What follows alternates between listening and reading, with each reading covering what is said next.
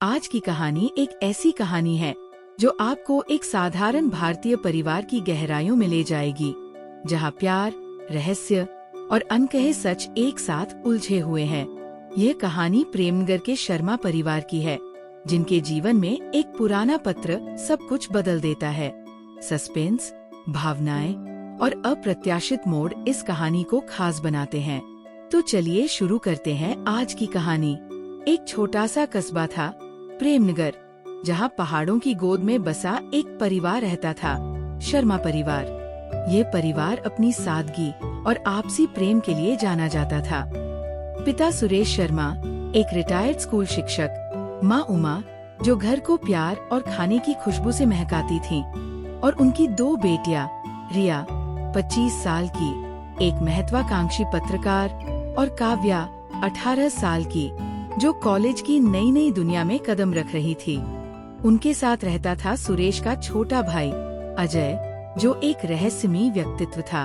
अजय अक्सर अपने कमरे में अकेले समय बिताता, पुरानी किताबें पढ़ता और कुछ लिखता रहता। एक ठंडी सर्दियों की सुबह जब कोहरा प्रेमनगर की गलियों में घूम रहा था, रिया को अपने पिता के स्टडी रूम में एक पुराना पीला पड़ चुका लिफाफा मिला।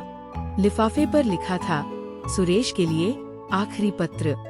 रिया को उत्सुकता हुई। उसने लिफाफा खोला और उसमें एक हस्तलिखित पत्र था, जिसकी स्याही समय के साथ धुंधली हो चुकी थी। पत्र में लिखा था, प्रिय सुरेश, जब तुम ये पढ़ रहे होगे, शायद मैं इस दुनिया में न रहूं। कुछ राज ऐसे हैं जो मैं तुम्हें बताना चाहता था, पर वक्त ने मुझे मौका नहीं दिया। मेरी डायरी में वो सच है जो हमारे परिवार को हमेशा के लिए बदल सकता है।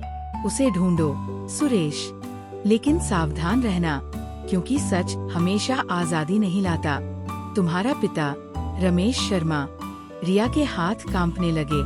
उसके दादाजी रमेश शर्मा की मृत्यु 20 साल पहले हो चुकी थी।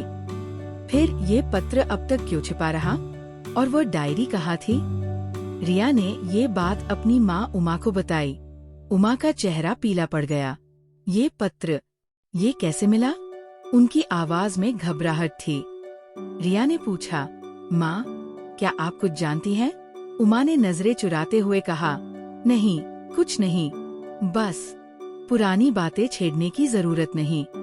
रिया का पत्रकारी दिमाग अब चुप नहीं बैठ सकता था। उसने काव्या को ये बात बताई। काव्या, जो हमेशा रोमांच की तलाश में रहती थी, तुरंत बोली, दी, हमें वो डायरी ढूंढनी होगी। दादाजी ने जरूर कुछ बड़ा छिपाया था। दोनों बहनें मिलकर घर की तलाशी लेने लगी। पुराने ट्रंक, अलमारियां और स्टडी रूम की हर किताब को खंगाला, लेकिन डायरी का कोई अतापता नहीं था। इसी बीच अजय का व्यवहार और भी अजीब होने लगा। वह रात को देर तक जागता और कभी कभी घर से गायब हो जाता। एक रात काव्या ने देखा कि अजय बगीचे में कुछ जलाता हुआ नजर आया। सुबह जब उसने उस जगह को खंगाला, तो उसे जली हुई कागजों की राख मिली, जिसमें से कुछ शब्द दिख रहे थे, पछतावा, सच और परिवार। रिया ने अजय से पूछताछ करने की ठानी। उसने अजय को डायरी के बारे में बताया। अजय ने पहले तो टालने की कोशिश की, लेकिन रिया के दबाव डालने पर वो बोला, रिया, कुछ चीजें दफन रहने में ही भलाई होती है। तुम नहीं जानती कि वो डायरी क्या खुलासा कर सकती है। रिया ने गुस्से में कहा, चाचा, अगर यह हमारे परिवार से जुड़ा है तो हमें जानने का हक है। अजय चुप रहा, लेकिन उसकी आंखों में एक अनकहा डर था। कुछ दिनों बाद रिया को स्टडी रूम में एक पुरानी किताब के पीछे एक छोटा सा तहखाना मिला। वहाँ एक लकड़ी का बक्सा था, जिसमें एक चमड़े की डायरी थी। डायरी के पहले पन्ने पर लिखा था, रमेश शर्मा की अंतिम इच्छा। रिया और काव्या ने मिलकर उसे पढ़ना शुरू किया। डायरी में रमेश ने अपने जीवन के कुछ काले राज लिखे थे। उन्होंने बताया कि कैसे उन्होंने जवानी में एक गलत फैसले के कारण अपने सबसे अच्छे दोस्त प्रकाश को धोखा दिया था। प्रकाश और रमेश मिलकर एक छोटा सा व्यवसाय चलाते थे, लेकिन रमेश ने लालच में आकर प्रकाश का हिस्सा हड़प लिया था। प्रकाश ने गुस्से में रमेश को श्राप दिया था कि उसका परिवार कभी सुखी नहीं रहेगा। इसके बाद प्रकाश रहस्यमयी तरीके से गायब हो गया। रमेश को हमेशा लगता था कि उनकी गलती की सजा उनके परिवार को भुगतनी पड़ेगी। डायरी में एक और चौंकाने वाला खुलासा था।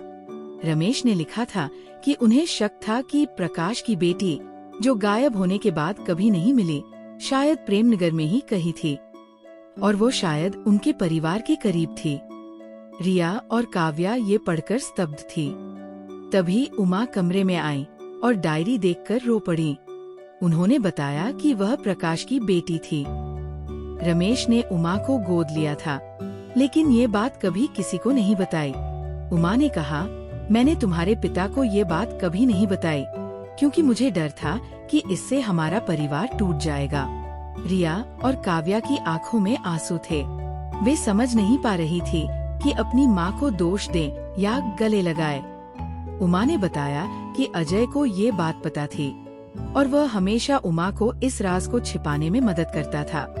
लेकिन अजय को डर था कि अगर ये राज खुल गया तो परिवार बिखर जाएगा।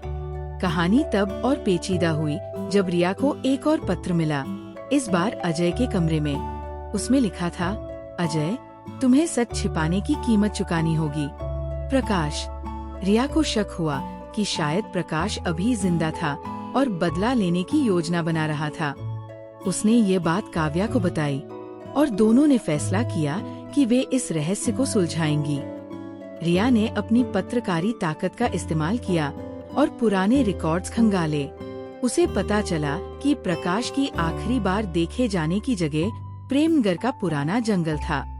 रिया और काव्या ने जंगल में एक पुरानी झोपड़ी ढूंढी, जहां उन्हें प्रकाश के कुछ पुराने सामान मिले। उनकी तस्वीरें, एक डायरी और एक नक्शा। नक्शे में उनके घर का स्थान चिन्हित था। एक रात जब पूरा परिवार सो रहा था, रिया को घर के बाहर कुछ हलचल सुनाई दी। उसने देखा कि एक बुजुर्ग व्यक्ति, जिसका चेहरा थकान और दर्द से भरा था, उनके दरवाजे पर खड़ा था। वह प्रकाश था। उसने बताया कि वो सालों तक छिप कर रहा, क्योंकि उसे लगता था कि रमेश ने उसका सब कुछ छीन लिया। लेकिन अब बुढ़ापे में उसे सिर्फ माफी मांगने की इच्छा थी। प्रकाश ने उमा को गले लगाया और कहा, मुझे नहीं पता था कि तुम मेरी बेटी हो। अगर मुझे पता होता तो मैं तुम्हें कभी अकेला नहीं छोड़ता। उमा रोते हुए बोली, पापा, मैंने आपको हमेशा माफ किया था। सुरेश, जो अब तक चुपचाप सब सुन रहा था, आगे आया और बोला, प्रकाश, मेरे पिता ने जो किया उसके लिए मैं माफी मांगता हूँ, लेकिन अब हम एक परिवार हैं। कहानी का अंत एक मर्मस्पर्शी नोट पर हुआ। प्रकाश को परिवार ने अपनाया और अजय ने अपनी चुप्पी तोड़ते हुए बताया कि उसने सालों तक प्रकाश को ढूंढने की कोशिश की थी, ताकि परिवार को एक करने का मौका मिले। रिया और काव्या ने महसूस किया कि सच भले ही दर्दनाक हो, लेकिन उसने उनके परिवार को और मजबूत किया।